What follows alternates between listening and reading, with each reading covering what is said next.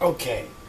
Earlier I said I was going to tell the story of Squanto, and This is more of what I would call an experiment, just to see if I even can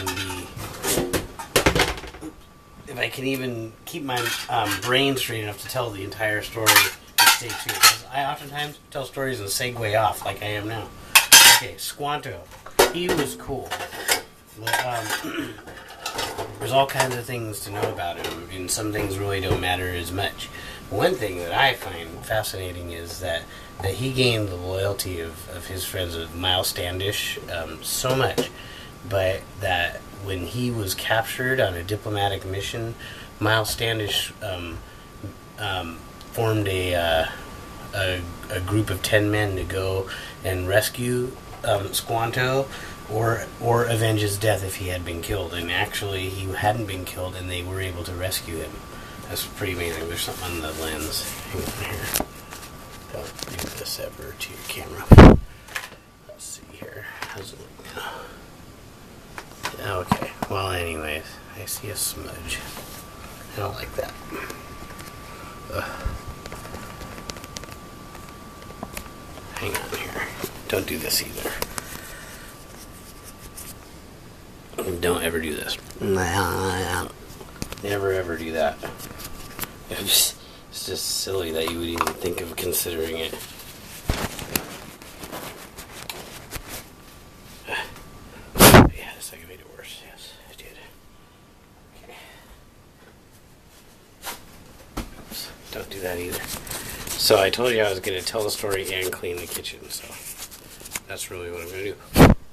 Happy Thanksgiving. Let's see. Looks pretty clean. Okay, so I don't know how much time this memory card will do, so hopefully I can get the whole story in one thing, though. But isn't that cool that an American Indian back then they loved him so much that they formed a rescue party when he got captured by another tribe. Unfortunately, later on, Squanto was probably assassinated by, I think, that same tribe. It appears he was poisoned. They say he got an Indian fever or something like that. His nose was bleeding, so I think that he may have been assassinated. Okay, so you know about the pilgrims pretty much, but I don't know if people realize that how many of them died on the way over. I don't even remember exactly how many. I just know I believe it was more than half of them, where they landed, basically they couldn't live where they first had landed, and they end up realizing, oh my gosh, they went to the jungle basically, touched land, and there was no way they could cut down enough trees to even plant crops. You know, the way that they were familiar with. They ended up having to get back on the ship and abandoning where they were going to homestead, and they just continued sailing down the coast, getting beat to death by the weather, trying to find somewhere that they could actually make something to survive. People were dying, left and right. Then, by miracle, they came upon a cleared piece of land, completely cleared, ready to go. And it wasn't I wouldn't say by miracle, it was by great tragedy, because here's what happened. We have to go back in time, though, so I can catch you up. So we'll pause the pilgrims as they discovered this piece of land that was totally cleared of trees, and they were essentially in their era's version of what we would call the jungle, or the rainforest, if you want to pretty it up. Okay, so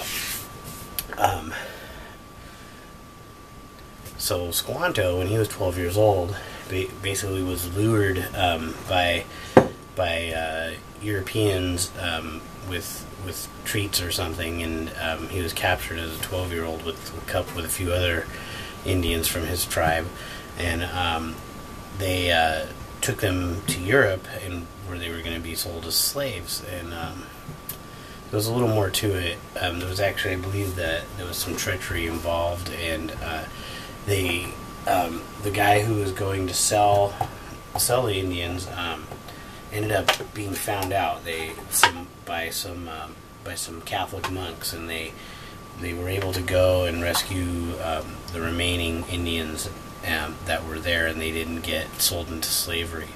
Then at that point, the monks they took Squanto with them home. Tisquantem, I think is his actual name. We call him Squanto, and he I'm sure I pronounced that wrong. It makes me giggle though. Anyways, Squanto then. Did I tell you I'm going to move my microwave? So that's what I'm. Don't be weirded out by noises I might make while I'm trying to lift it.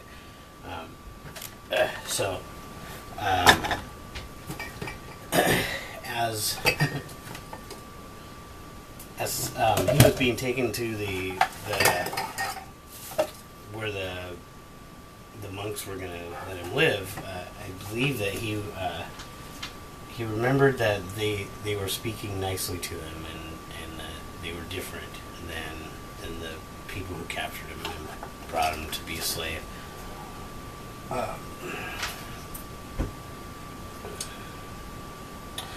When Squanto was being taken across the ocean, he thought they had been sailing so long that they had passed the moon and the sun. He figured they must have passed it.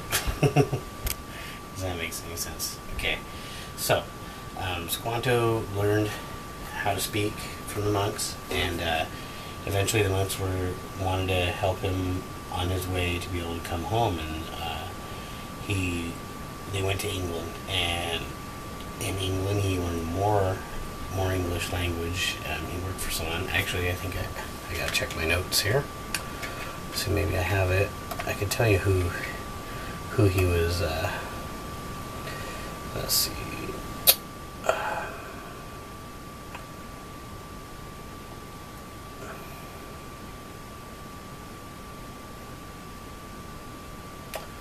Okay, so let's see. I guess the Georges, or the guys who actually owned the ship that they stole him from, they had taught him a lot of English. And then when Squanto was in England, he let's see. Let me go back up. Okay, what? I know I'm getting too much detailed. I should just tell you my story.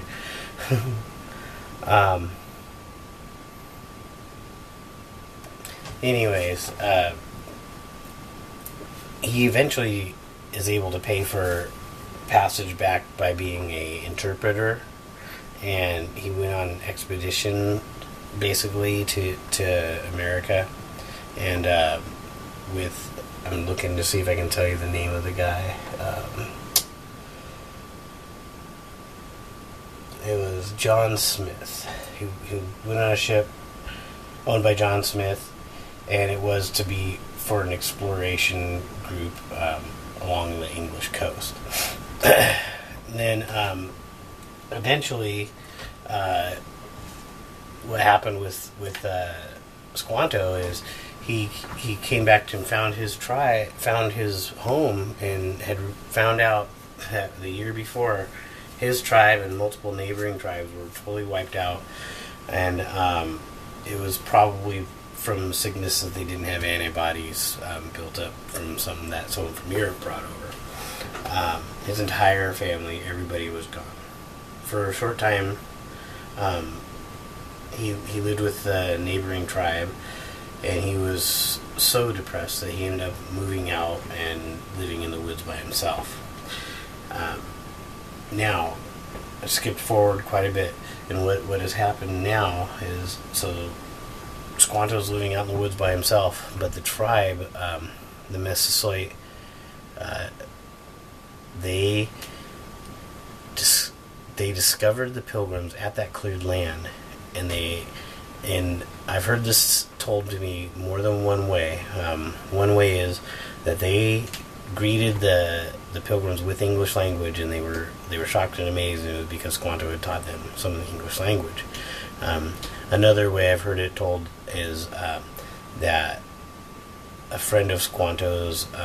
His name is, let me think here. See if I have it written down here. Is it Samoset? Samoset. I believe I'm not sure if that one was the chief or not, but he was from the other tribe, the Massasoit. The chief of the Massasoit,